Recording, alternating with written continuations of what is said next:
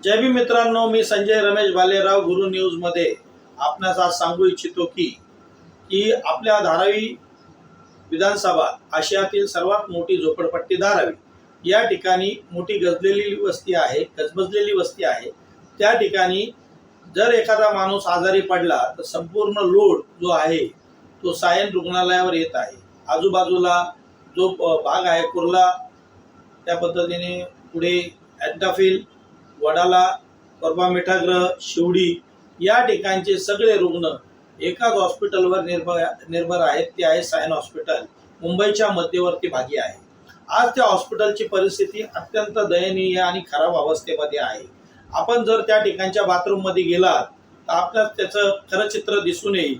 एवढ्या घाणेरड्या अवस्थेमध्ये बाथरूमची अवस्था केलेली आहे आणि जे नेते मंडळी आहे त्यांचे नातेवाईक किंवा ते आजारी पडले तर कधीच सायन रुग्णालयात येत नाही। ते हिंदुजामध्ये, मोठमोठ्या हॉस्पिटलमध्ये, बॉम्बे हॉस्पिटल, लीलावतीला या ठिकाणी जातात, परंतु सरकारी हॉस्पिटल एकदम दयनीय अवस्थेमध्ये आलेलं आहे। आम्हाला मिळालेल्या माहितीनुसार हॉस्पिटलच्या बाजूचा जो भूखंड आहे तो एका प्रायव्हेट खाजगी विकासकाला विकलेला आहे। त्यातून आम्ही धारावीतील लोक या गोष्टीचा आम्ही जाहीर निषेध करतो आणि त्या संदर्भामध्ये एक कृती समिती बनवलेली आहे, धारावी सायन बचाव समिती, सायन हॉस्पिटल बचाव समिती। त्याचे आता सायन हॉस्पिटलमध्ये जो काही गैरकारभार झालेला आहे त्याची माहिती आम्ही वेळोवेळी त्या मंचाद्वारे आपणास प्रोव्हाइड करू।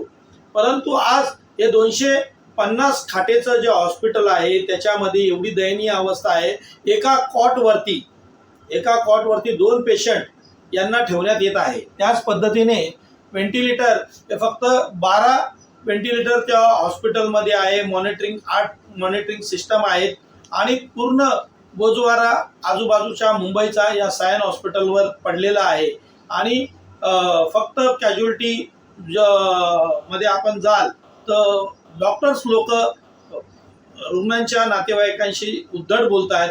मलाही गेल्या महिन्यामध्ये एकदम घाणेरडा अनुभव आलेला आहे। माझ्या बहिणीला किडनीचा त्रास होता तर तिला एका बेडवर 3 पेशंट, माझी बहीण तिसरी त्या रुग्णालयाच्या बेडवर होती आणि त्यानंतर डॉक्टर एकदम अरेरावीनी, एकदम रात्री मी 1:30-2 वाजता बहिणीला घेऊन गेलो होतो तर डॉक्टर एकदम अरेरावीनी उत्तर देत होता पेशंट बरोबर। माझ्याशी इज्जत घातली। माझी बहीण आजारी असल्या कारणामुळे मी त्यावेळेस काही बोललो नाही, परंतु सायन हॉस्पिटलचा हा ढोबळ कारभाराविरुद्ध आता जनतेने आवाज उचलला पाहिजे। त्या ठिकाणी जे सिक्युरिटी गार्ड आहेत तेही अत्यंत भ्रष्ट आहेत। मला मिळालेल्या माहितीनुसार तिथे रुग्णांच्या नातेवाईकांकडून तिथालचे सिक्युरिटी गार्ड हे खाजगी आहेत, बोर्डातून निर्माण आलेले आहेत। त्यांचा इन्चार्ज प्रत्येक लोकांना त्रास देऊन तिथून पैसे उकळण्याचे काम करत आहे।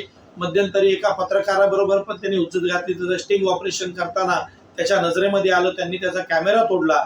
ही बाब सायन पोलीस स्टेशनमध्ये प्रलंबित आहे। अद्यापही त्याच्यावरती कोणत्या पद्धतीच्या गुन्हा त्यांनी सायन हॉस्पिटलने दाखल केलेला नाहीये। अशा मुजोर सुरक्षा रक्षकांवरती आणि डॉक्टरांवरती प्रशासनाने कडक कारवाई करायला पाहिजे आणि जी जमीन सरकारी आहे ती खाजगी विकासाला विकू नये या भूमिकेमध्ये आम्ही मुंबईचे लोक मोठ्या प्रमाणामध्ये येणाऱ्या कालावधीमध्ये जन आंदोलन पुकारणार आहे। जय भीम।